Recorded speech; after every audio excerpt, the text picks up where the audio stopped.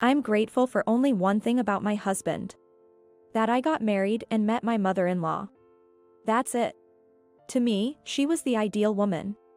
On the other hand, my father-in-law is terrible. He shows up at our rented apartment, where my husband, Kevin, and I live, and just rants and raves. He's a chauvinist, a strong believer in male superiority, and says things like, "Still no grandchildren? It must be because you're defective. Do your duty as a wife properly." His demands for a grandchild were harsh, and I was constantly berated as a worthless wife. My husband just turns a blind eye, and when I confront him later, he makes selfish excuses like, "Dad will nag me for being a henpecked husband if I defend you." Ignoring such a husband, it was my mother-in-law who protected me, saying, "Children are a blessing." Even when unfairly blamed by my father-in-law, who'd say, "It's because of your poor upbringing that Kevin turned out to be useless, just like you who could only have him," she would just smile and say, "It's okay." I just wanted my mother-in-law to be happy. But then, one day, she had a stroke, and was left with numbness in her left arm and leg. I suggested hiring a caregiver, but my father-in-law's response was cold. "If we do that, it'll seem like we're treating my wife as a burden. Plus, I'm not wasting money on her. If you feel sorry, you, as her daughter-in-law, should take care of her." Stunned by his callous words, I met Kevin's eyes, and he awkwardly asked me to quit my job and take care of his mother full-time, since Dad says so, and I'll help too. They are his parents, and I can't believe he is just going to help me. It was so irresponsible and a statement that relied on me, the daughter-in-law, from the beginning, but I absolutely did not want to just give my mother-in-law a hard time. So, I finished up my work, resigned from my job, and began the daily routine of commuting between my in-laws and my own home. Every time I did something, my mother-in-law would say, "Thank you," seemingly uncomfortable with how her husband treated me like a maid. He'd throw food away, saying, "I can't eat this terrible meal. Dog food might be better," and when mail piled up, he'd call me over to scold me, yelling, "Managing the mail is the wife's job. Letting it pile up shows how sloppy you are."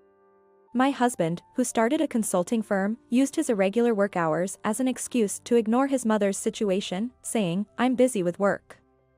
Don't bother me."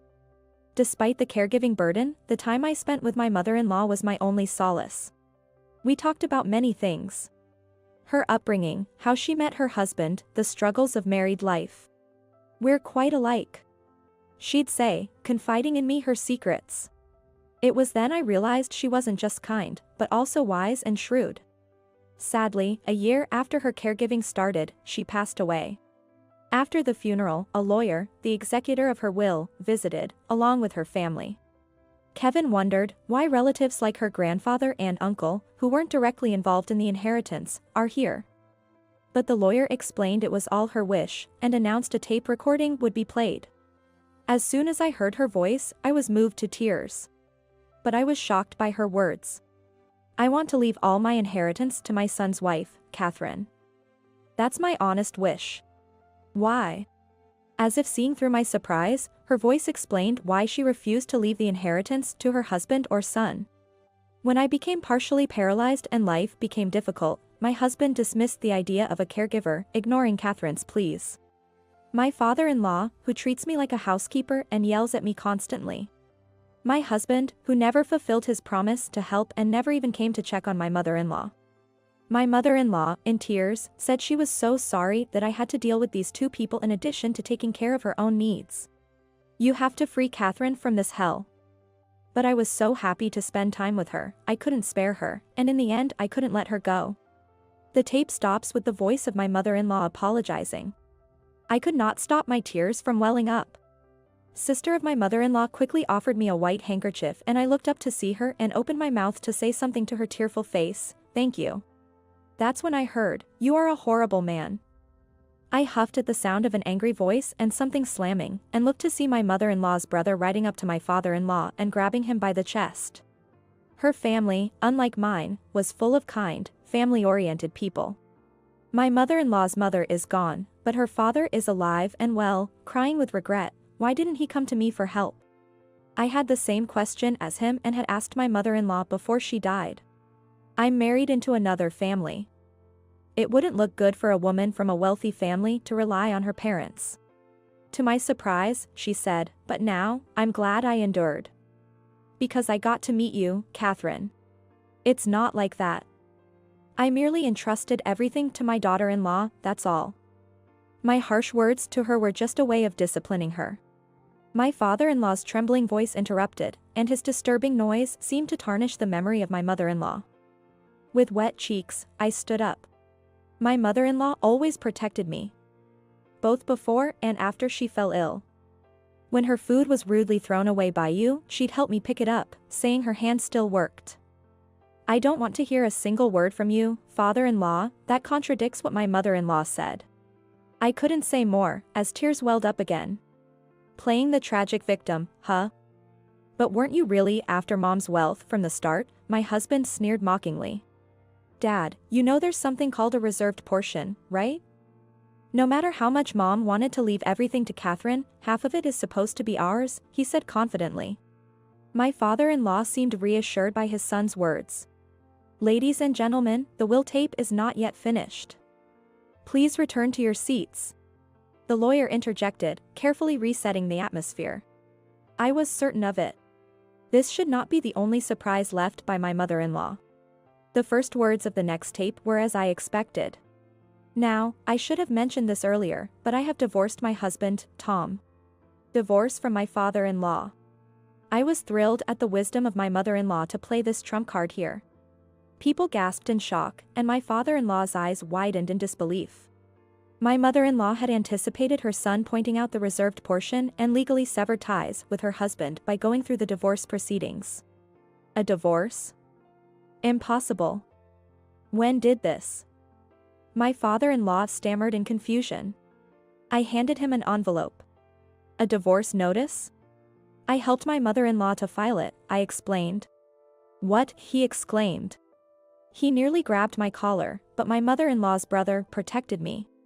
You mentioned you want divorce at first. You said if she had the audacity to rely on her brothers while being married to a man who graciously would a frail woman like her, she should start divorce procedure. My father-in-law, jealous of his brother-in-law's wealth and unable to oppose him due to financial dependence. He satisfied his petty pride by being hard on his sister, his mother-in-law. I was scolded for not managing the mailbox, so I took care of the divorce notice as well. I wanted to report it, but whenever I tried, I was yelled at to be quiet, so I followed instructions, I said. That's no excuse, he yelled, red-faced. But I was praised by my mother-in-law's family, all saying, well done. With clenched teeth, my father-in-law turned to his son, Kevin. This can be fixed, right? However, Kevin only laughed dismissively, sorry, but there's nothing to be done. With my father-in-law's inheritance rights gone, Kevin could claim half of my mother-in-law's wealth as his reserved portion.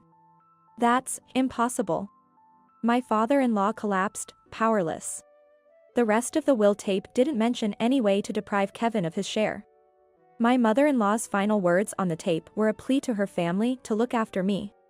The handwritten will also states the same. The lawyer added. Eventually, my father-in-law was forced out of the house. It was originally a property given to my mother-in-law by her father before marriage, and she had transferred ownership to her brother to prevent any trouble after her death. Desperate, my father-in-law ended up moving into Kevin's apartment. As for me, I had already divorced Kevin and left the apartment. I had planned to divorce anyway, but the will tape served as evidence of mistreatment, and Kevin, caring about public image, paid the requested alimony, finalizing the divorce smoothly. The financial support for my father-in-law's restaurant was cut off, and he was left scrambling for funds. Perhaps he was overworked, but it was only 3 months after I left home that my ex-husband informed me that my father-in-law had collapsed.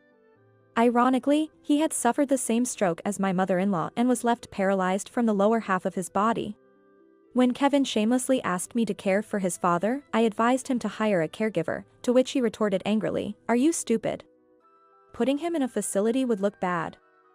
He's my real father, don't you have any sympathy as his former daughter-in-law?" I don't have an ounce of sympathy. If he's your real father, why don't you take care of him yourself? I snapped back, hanging up in anger. My father-in-law never had a word of gratitude for me. I wondered how it would turn out with his son, and sure enough, within a week, my ex-husband called. Apparently, he had resorted to hiring a caregiver, but my father-in-law, always finding faults and yelling, scared them all away. If I told him I would put her in a facility, he would tell my ex-husband, "You're treating me like a nuisance," and throws things at him. My ex-husband's desperate voice reached out, but I didn't deal with it and ended the call. I eventually changed my phone number because of his persistent calls. I regretted not doing it sooner. Then, as I resumed work and enjoyed my peaceful life, it was my mother-in-law's sister who updated me on my ex-husband's situation. He had the audacity to approach my mother-in-law's family for help with his father's care. His shamelessness, asking them to care for his father and not having taken care of my mother-in-law, disgusted them. Both my mother-in-law's father and brother, realizing he was a man who only thought of himself, cut ties with him completely. Most of my ex-husband's consulting firm's clients were referrals from her brother, and with contracts being terminated one after another, even pouring my mother-in-law's inheritance into it wasn't enough. Eventually, his company went bankrupt. Both father and son fell from grace, unable to pay rent and evicted from their apartment. Without funds for a caregiver, they probably live a miserable life in a cheap apartment, enduring my father-in-law's angry outbursts. My mother-in-law, who once laughed about making them regret their actions one day, would have been pleased. Just as planned. Yes, I could see her smiling evilly.